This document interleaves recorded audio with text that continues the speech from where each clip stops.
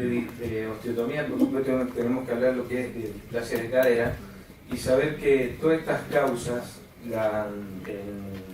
en el adulto joven, lo que es la deformidad articular, el aumento de las cargas con inestabilidad, nos va a llevar a una artrosis de cadera, y lo cual eso nos va a llevar a un deterioro de la articulación. Y las osteotomías periacetabulares, como cualquier osteotomía, son cirugías que tratan de corregir la anatomía articular para prevenir o al menos retardar el desarrollo de las artrosis. ¿Cómo la estudiamos? Es muy simple, con radiografía siempre la panorámica de pelvis bien centrada, el falso perfil, las radiografías en abducción y rotación interna en aquellas articulaciones son congruentes, tomografía y resonancia magnética. Nosotros hablamos de displasias acetabulares cuando hablamos generalmente de déficit de cobertura de la cabeza femoral, pero hay muchos tipos de displasia en el adulto. Tanto femorales como es la coxa valga, los defectos de rotación, hay muchas retroversiones femorales, la cabeza no esférica, por exceso de cobertura como son la retroversión y la coxa profunda o la pelvis de Otto. Y lo que normalmente decimos de displasia de cadera es un déficit de cobertura de la cabeza femoral. Como es el diagnóstico, tenemos que medir. Hoy está todo estandarizado cuando es una displasia, una cadera normal, un pince, un protrucio, es sentarse a medir. Y medir algo requiere experiencia. Acá hay un trabajo que coincide del 2009 donde habla que distintos observadores de un mismo servicio tienen hasta 10 grados de diferencia. Dentro de la osteotomía tenemos muchas clasificaciones de osteotomía. Las deformadoras, por ejemplo la Perventon o la Vega, las de aumentación, la de Chiari, la más conocida, y aquellas que tratan de rehabilitar el acetábulo como la Salter, Tonis, la Steel, que es la triple osteotomía, y acá se encuentra la osteotomía de Gans. Entonces la osteotomía de Gans, ¿qué es? Es una osteotomía de reorientación con cortes periacetabulares que respeta la columna posterior.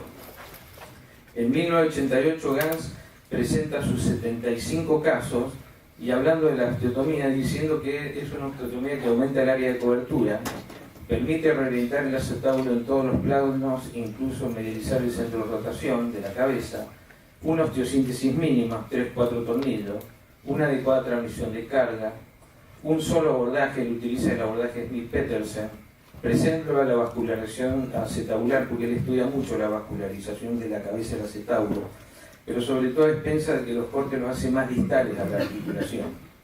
Una columna posterior intacta, conserva la anatomía pelviana para el embarazo y el parto y mantiene el aparato abductor intacto. Habla de que haciendo los cortes puede rotar sobre el centro de rotación de la cabeza y de esa manera darle cobertura. Y habla de las indicaciones, que es un poco el objetivo de esta charla.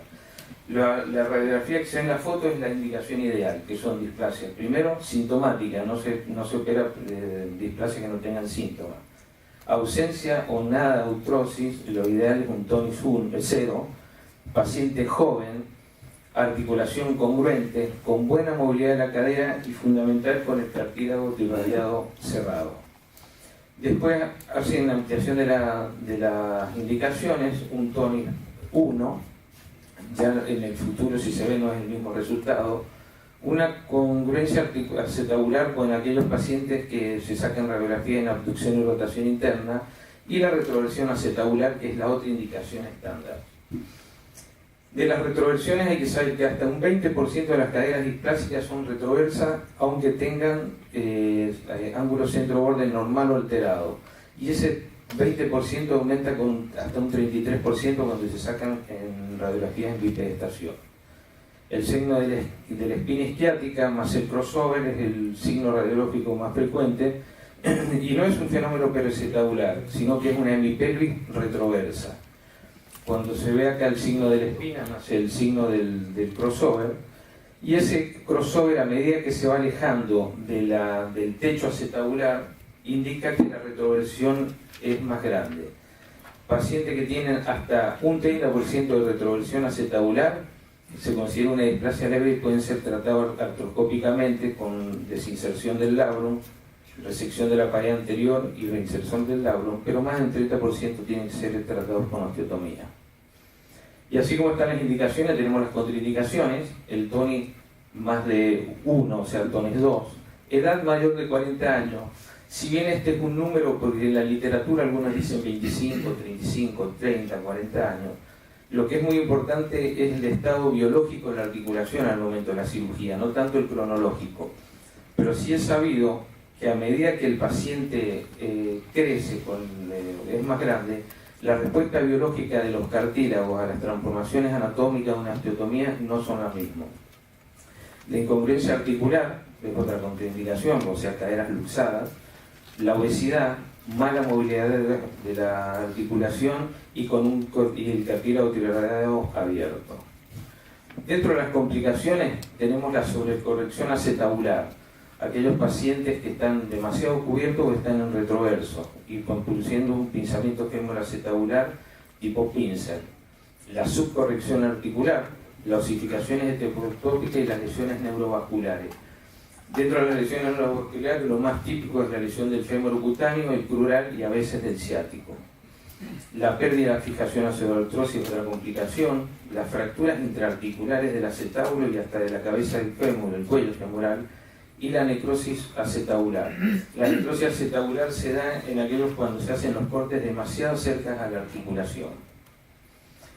¿Qué pasa con la artroscopía ligada a la osteotomía de pelvis?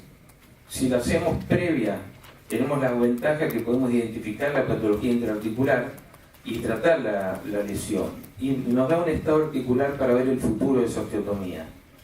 Y las desventajas que me aumenta el tiempo operatorio con una extravasación de líquido importante y generalmente da una potencial para crear inestabilidad. Cuando hago una osteotomía previa, tengo que hacerlo inmediatamente en el mismo acto quirúrgico o hago la artroscopía previa y a los pocos días o semanas tengo que hacer la osteotomía. ¿Y qué pasa cuando hago una artroscopía post-osteotomía? Aquellos pacientes que fueron operados y al tiempo empiezan con dolor. Se encuentran lesiones y lo más comunes son las lesiones labrales, sobre todo desgarros completos del labrum, lesiones condrales, sobre todo del acetábulo, y el pinzamiento femoroacetabular, el cual no se resolvió antes, en algún momento empieza a doler. Y esos pacientes mejoran el dolor, mejoran la función y mejoran la rigidez, pero nunca llegan a escala de valores con aquellos pacientes que le hicimos la osteotomía previa y la osteotomía junta. Para hablar de resultados, este es un trabajo que se publicó en el 2008, donde se evaluaron los 75 pacientes que operó Gans, con 63 pacientes con 75 caderas, operadas del 84 al 87. Una sola indicación que fue la displasia. No hubo cirugías asociadas, o sea, no hubo ni limpieza a cielo abierto ni artroscopía. 18 caderas tenían TONIS 2, o sea que se puso no el TONIS 0 ni 1, hasta TONIS 2. Y 22 caderas tenían cirugía femoral y acetabular previas con una edad promedio alta, hasta 56 años de edad, entre 13 y 56. Esos pacientes a los 20 años, un 60% tuvieron una sobrevida. Y si se siguieron evaluando, esos mismos pacientes a los 30 años tuvieron 30% de sobrevida. Hay que tener en cuenta que no se tamizó nada, o sea, TONIS alto, edad alta, con cirugías previas. Entonces, como consideraciones finales, la displasia de cadera es la principal causa de artrosis en adultos jóvenes y la artroplastía es un excelente método como tratamiento, pero no preserva la articulación. Las osteotomías pelvianas retrasan el deterioro articular y no condicionan a las artroplastías. La perosteotomía representa la osteotomía pelviana de elección por su ventaja. El pronóstico depende de la técnica, de la indicación y del daño articular al momento de la cirugía. La artroscopía y la osteotomía de fémur proximal son excelentes complementos. Es un procedimiento eficaz, pero con una curva de aprendizaje muy larga.